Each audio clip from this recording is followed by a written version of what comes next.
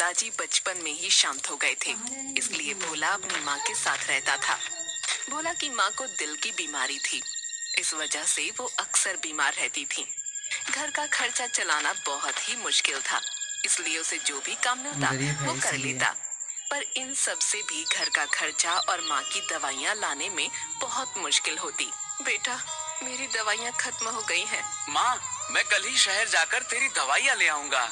ऐसा कहकर वो घर से बाहर निकल जाता है। अब तो बस मेरे पास थोड़े ही पैसे बचे हैं, इसमें माँ की दवाइयाँ तो नहीं आ पाएगी। एक काम करता हूँ, आज ज्यादा काम कर लूंगा। चल भाई भोला, आज तो तुझे बहुत ही मेहनत करनी पड़ेगी।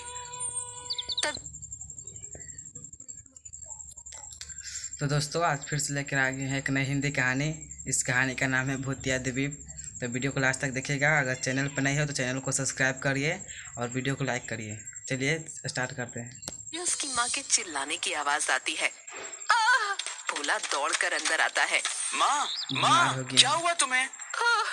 बेटा, पता नहीं, बहुत दर्द हो रहा है, मैं हिल भी नहीं पा रही। फिर वो बोल भी नहीं पाती। माँ, क्या हुआ है तुझे? मैं वैद्य जी को बुलाकर लेकर आता हूँ। भोला बाबा के दौड़ा पास जा दौड़ा रहा है। वैद्य जी के पास जाता है। वैद्य जी, वैद्य जी। अरे भोला, क्या हुआ? इतना घबराया हुआ क्यों है?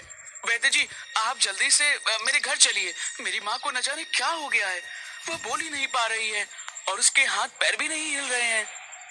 भोला वैद्य जी को लेकर आता है।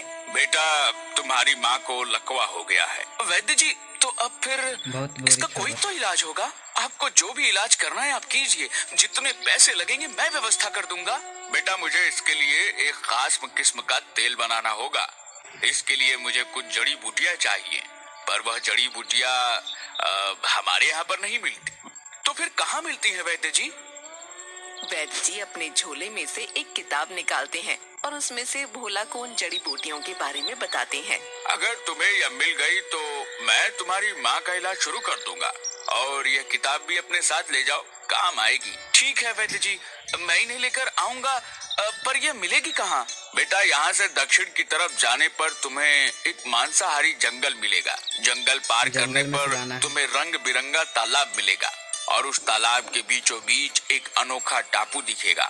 वहाँ पर तुम्हें यह जड़ी बूटी मिल जाएगी। अच्छा वैद्य जी, मैं कल सुबह ही वहाँ के लिए निकलता हूँ। ठीक है बेटा, पर तुम्हें बहुत ही ज्यादा सावधानी बरतनी पड़ेगी। उस जंगल में भूल कर भी किसी भी पेड़ को हाथ मत लगाना। उस टापू पर जो कोई भी गया है वह वापस नहीं आया। आप फिक्र मत कीजिए वैद्य जी, मैं बूटी लेकर जल्द ही आऊंगा। बस आप मेरी माँ का ध्यान रखना। ठीक है बेटा, तुम निश्चिंत होकर जाओ। भोला अगली टापू पर सुबह जा ही रहा उस है, टापू के मतलब लिए द्वीप निकल पर। जाता है।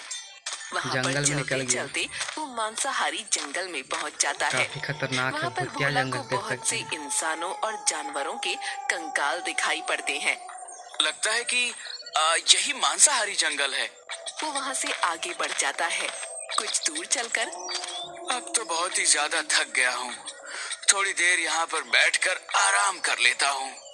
फिर भोला एक पेड़ के नीचे बैठकर आराम करने लगता है। तभी एक पत्ता उड़कर भोला के हाथ पर चिपक जाता है। उसे एहसास होता है कि उसके हाथों में से खून निकल रहा है। अरे, ये क्या हुआ? ये कैसा निकलने पत्ता है? लगा। मेरे हाथों में से निकल ही नहीं रहा, और लगता है मानो मेरा खून चूस रहा हो। जैसे तैसे भोला उस पत्ते को अपने हाथों पर से हटाता है और वहाँ से उठकर जाने लगता है। लगता है इसी वजह से इस जंगल को मांसाहारी जंगल कहते होंगे। कुछ दूर तक भोला खुद को उन पेड़ों से बचाता है। फिर अचानक से एक पेड़ की जड़ पर पैर रख देता है। वो जड़ उसके पैरों को जकड़ लेती है। जकड़ लिया पैर को। हे भगवान, अब यह क्या नहीं बला है, मेरा पैर। उसे बहुत दर्द होता है और उसके पैरों में से खून निकलने लगता है। वो अपने झोले में से एक खंजर निकालता है और उस खंजर से उस जड़ को काट देता है और वहाँ से भागने लगता है। जैसे भागने तैसे लगा। वो उस जंगल को पार कर लेता है। हे भगवान, इतना खतरनाक जंगल, आज तो बाल बाल बच गया।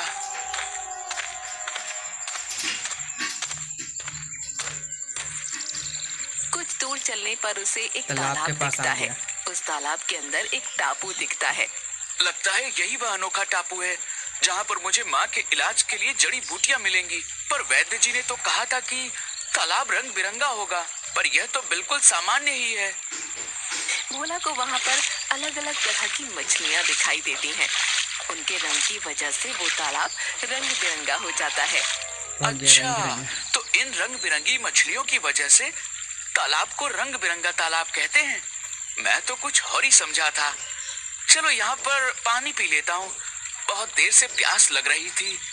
भोला उस तालाब में पानी पीने जाता है। वो पानी हाथ पीने मुंह रहा। धोकर जैसे ही अपने मुंह में पानी डालता है उसे अजीब लगता है। वो पानी को थूक देता है।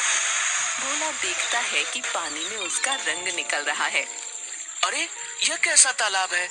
इसमें तो मेरा रंग निकल रहा है। फिर उसे एक बड़ी सी मछली दिखती है। उस मछली का रंग भी पानी में उतर रहा था। अच्छा, इसका मतलब यह है कि अगर इस पानी में कुछ भी डाला जाए तो उसका रंग पानी में मिल जाता है और तालाब रंग बिरंगा हो जाता है। भोला आसपास से लकड़ियां इकट्ठी करके अपने लिए एक नाव तैयार करता है और उस नाव से टापू की तरफ जाता है। जा रहा है नाव से। भोला कुछ ही देर में टापू पर पहुंच जाता है। पहुंच गया। इस टापू में ऐसी कौन सी खास बात है जो इसे अनोखा टापू कहते हैं? मुझे तो कुछ खास नहीं लग रहा। भोला को एक आवाज आती है। अरे, तुम कहाँ जाती और यहाँ तक कैसे पहुँची? अरे, यह आवाज यह कहाँ से आ रही है? लगता है मेरा भ्रम है। फिर भोला आगे बढ़ता है। उसे फिर से आवाज आती है। रुक जाओ, तुम आगे नहीं बढ़ सकती। और बहुत सारे बौने इकट्ठा होकर भोला को घेर आ गया लेते वहाँ हैं। पे। तुम कौन होती और यहाँ कैसे पहुँची? मुझे तो लगती है हमें इसे सरदार के पास लेकर जाना होती। अरे, सरदार को बड़ी बड़ी बातों में क्यों परेशान करना होती? तुम रुको, मैं इसे अभी खत्म कर देती हूँ। फिर वो बौना अपनी मारने तलवार निकालकर भोला को दिखाता है। बौना उछल उछल कर उसकी गर्दन पर मारने की कोशिश करता है, पहुंच पर नहीं वो पा रहा। छोटा होने की वजह से उसकी गर्दन तक नहीं पहुंच पाता। अरे, ये इतना छोटा होती कि मेरी तलवार ही इसकी गर्दन तक नहीं पहुंचती। इसे थोड़ा ऊपर करो। फिर सारे बौने भोला को पकड़कर नीचे घुटनों के बल बैठा देते हैं। भोला को कुछ भी समझ नहीं आ रहा था कि उसके साथ क्या हो रहा है। बौना भोला की गर्दन पर तलवार रखकर, बोलो, तुम कौन होती और यहाँ क्यों आई? अरे भाई, रुको रुको, मेरा नाम भोला है और मैं यहाँ पर अपनी माँ के इलाज के लिए कुछ जड़ी बूटियाँ लेने आया हूँ।